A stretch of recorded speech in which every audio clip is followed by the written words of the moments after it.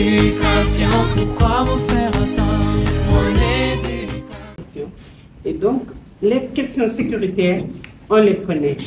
On les connaît, mais le principe de la sécurité, c'est que c'est l'État qui est redevable.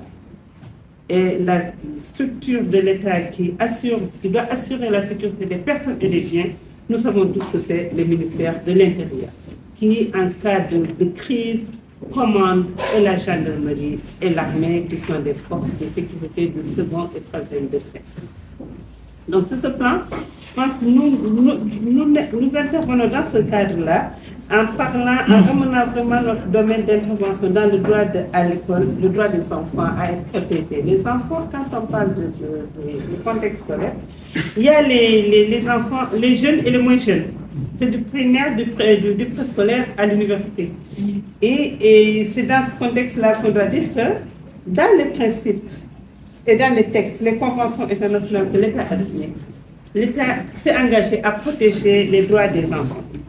Droit, comme l'a dit tout à l'heure le professeur Amsatou, le droit à l'éducation est un droit humain fondamental. L'enfant a droit à l'éducation.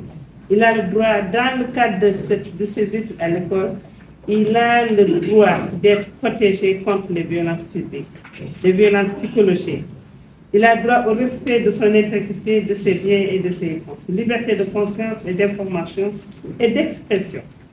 Et récemment, plus récemment, aujourd'hui, on se rend pour les filles, cette spécificité veut que les filles également, dans toutes ces structures, soient également traitées de façon spécifique, c'est-à-dire le droit à l'hygiène corporelle. Donc, il faudrait que cet aspect-là également soit fait. Et que moi, on a même proposé une fois, après une table ronde dans la banlieue, d'aller vers le ministère de l'Éducation pour proposer un module de droits humains dans le cadre de la formation des enseignants, des jeunes enfants avant de sortir. Un module de droits humains et également de droits sur le respect des ça, c'est très important. Assurer un suivi et une surveillance par une observation des enfants.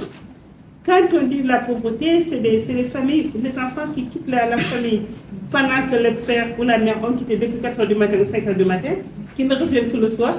On ne sait pas comment ils ont mangé, comment ils ont passé la journée. Et ça, c'est la majorité des enfants de notre pays. Donc, je pense que nous devons quand même...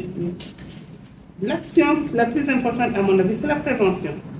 C'est la prévention par la formation, par la surveillance et également par une sanction effective. Parce que quand la faute est commise et avérée, il faut éviter de faire deux poids et deux mesures comme on va. Et ça m'amène à la deuxième question, c'est que quand on veut que la société vraiment soit en paix et qu'elle soit... Il faudrait que les titulaires de l'autorité, du pouvoir de l'autorité dans le pays, évite de proclamer des principes et d'agir autrement.